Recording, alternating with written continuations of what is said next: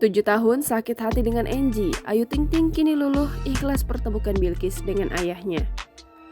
Lama kecewa dengan mantan suaminya, Angie Baskoro, Ayu Ting Ting enggan mempertemukan sang anak Bilqis Khumairah Razak dengan sang ayah. Namun Ayu kini mulai gusar saat Bilqis mulai tumbuh besar. Setelah 7 tahun, Bilqis Khumairah Razak sepertinya sudah tahu soal Angie Baskoro adalah ayah kandungnya. Terlebih, Ayu Ting Ting menyebut jika Bilqis sudah mulai mahir mencari sesuatu di Google.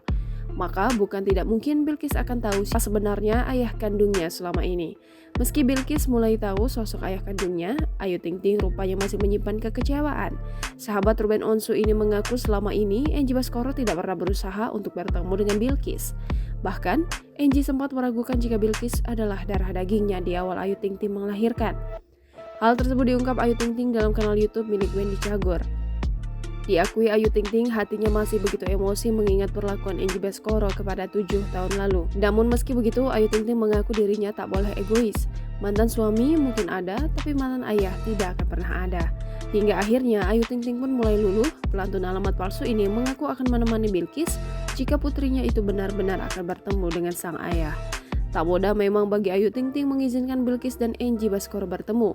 Namun semakin dewasa Ayu Ting Ting mulai bisa memetik hikmah apa yang terjadi dalam hidupnya selama ini. Tak hanya itu, Ayu Ting Ting pun menaruh harapan besar dari pertemuan Bilqis dengan Angie, semoga bisa mendatangkan kebaikan. Jangan lupa subscribe, share, komen, dan like ya!